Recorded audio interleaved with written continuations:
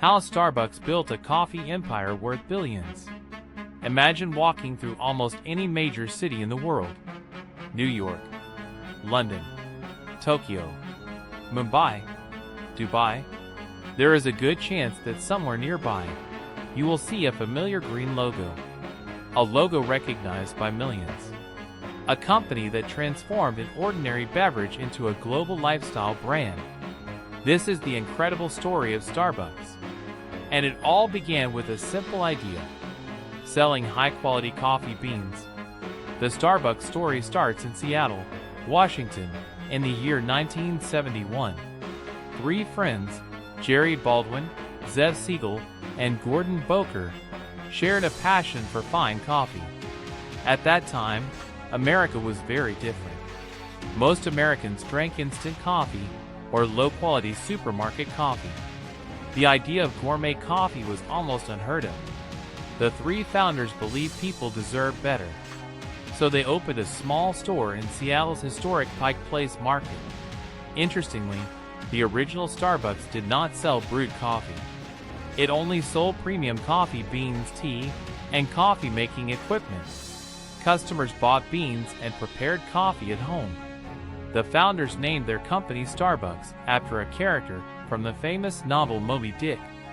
The name evoked romance, adventure, and the seafaring history of Seattle. For years, Starbucks remained a small regional business. Everything changed in 1982. That year, a young salesman named Howard Schultz joined the company. Schultz had grown up in a poor family in Brooklyn, New York. His father worked low-paying jobs and struggled financially. Howard often saw his family suffer because they lacked health care and financial security. These experiences deeply influenced him. After joining Starbucks, Schultz traveled to Italy on a business trip, and that trip changed his life forever. In Italy, Schultz noticed something extraordinary. Coffee bars were everywhere, but they were much more than places to buy coffee. They were social spaces. People gathered there to talk, to relax, to read newspapers, to meet friends. Coffee was not merely a drink. It was an experience. Schultz became obsessed with bringing this culture to America. When he returned to Seattle, he proposed a radical idea.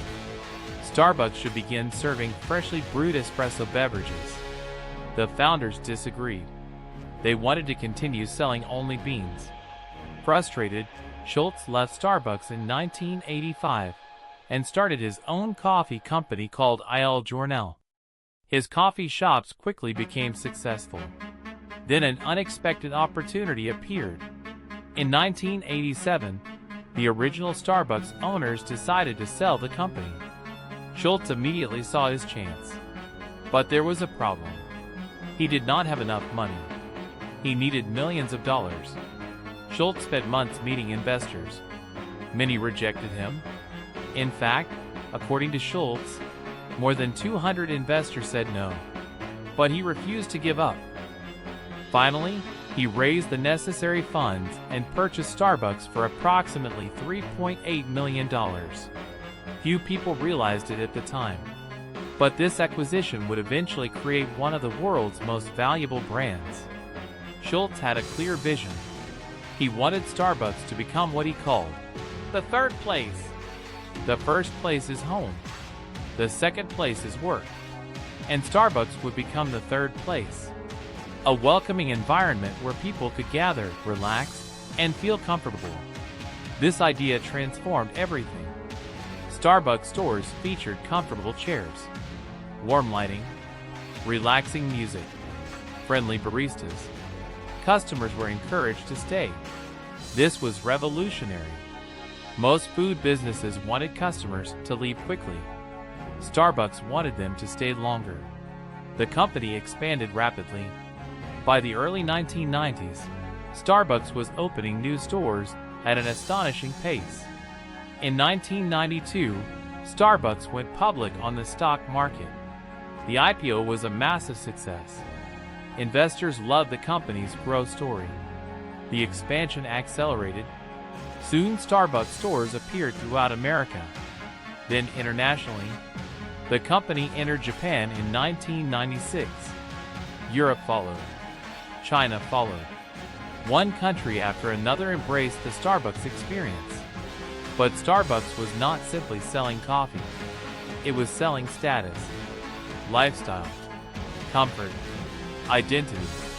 Customers were willing to pay premium prices for products that often cost only a fraction of the selling price to produce. This created extraordinary profit margins. The company also mastered branding. The green siren logo became one of the world's most recognizable symbols. Starbucks stores looked remarkably similar everywhere.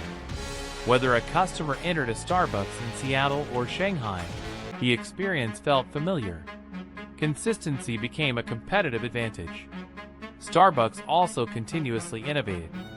Frappuccinos, seasonal drinks, cold brews, pumpkin spice lattes. These products generated enormous excitement.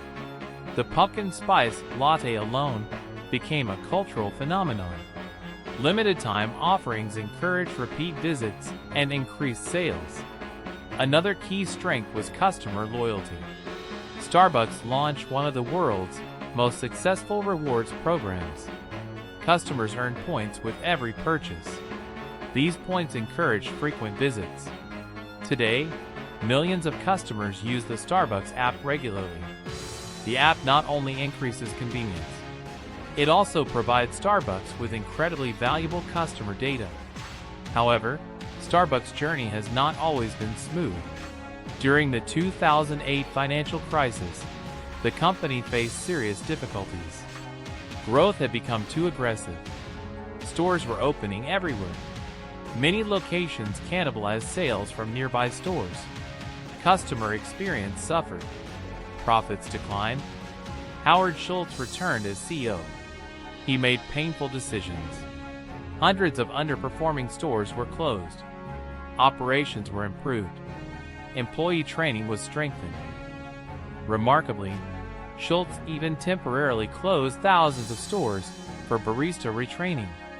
Many analysts considered this move risky, but it reinforced Starbucks' commitment to quality. The company recovered strongly. Today, Starbucks operates tens of thousands of stores worldwide.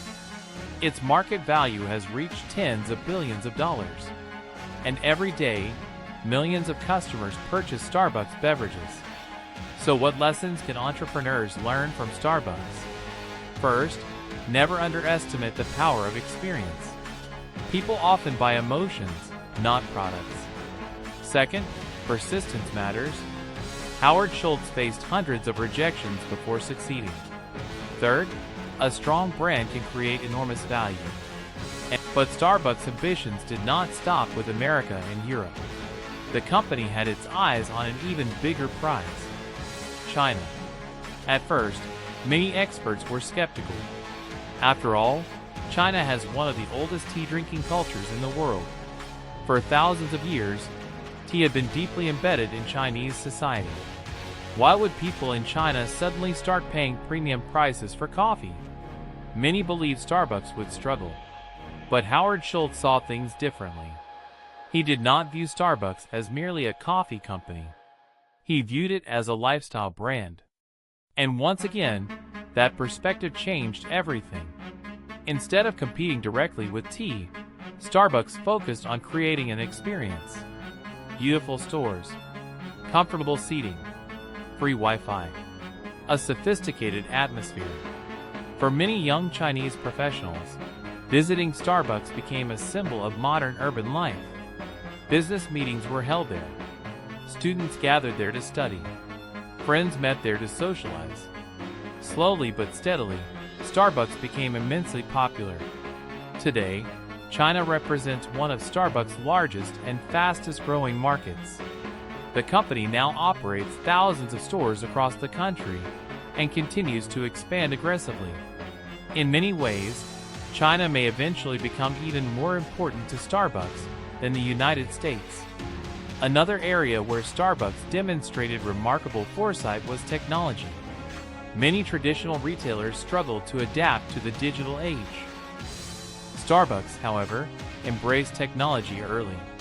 The company invested heavily in mobile ordering and digital payments. Its loyalty program became one of the most successful in retail history. Today, millions of customers use the Starbucks app. Customers can order ahead, pay digitally, collect rewards, and receive personalized offers. This ecosystem creates tremendous customer loyalty, and loyalty translates directly into profits. In fact, Starbucks rewards members spend significantly more than ordinary customers. The company also gains access to valuable consumer data. It knows what customers buy, when they buy, and how often they visit. This information allows Starbucks to improve marketing and develop products more effectively. However, success has also brought criticism. Some critics argue that Starbucks contributed to the decline of independent coffee shops. Others have criticized the company over labor practices and employee relations. In recent years, unionization efforts among Starbucks employees have attracted significant public attention. Like many global corporations, Starbucks faces ongoing challenges in balancing growth, profitability, employee satisfaction, and customer expectations. Competition is also intensifying. Local coffee chains, specialty cafés, and international competitors continue to fight for market share. Consumer preferences are evolving. Economic conditions fluctuate, and changing lifestyles constantly force Starbucks to adapt. Yet despite these challenges, Starbucks has repeatedly demonstrated an extraordinary ability to reinvent itself. From a single store selling coffee beans in Seattle to a global empire serving millions of customers every day, Starbucks' journey remains one of the most remarkable business success stories of modern times. And perhaps the most surprising part of all is this: Starbucks did not simply teach the world how to drink coffee. It taught the world that even an ordinary daily habit can become an unforgettable experience. And that experience, when executed brilliantly, can be worth billions. From a single store in Seattle to a global empire worth billions, Starbucks proves that sometimes the biggest businesses aren't built by inventing something new, but by reinventing something familiar. And perhaps that is the greatest lesson of all. Extraordinary success often begins with an ordinary idea, executed exceptionally well. That's the story of Starbucks. If you enjoy uncovering the stories behind the world's biggest businesses, the psychology of money, and the ideas that shape our financial world, you're in the right place. Subscribe and join us for the next story. Until then, thanks for watching.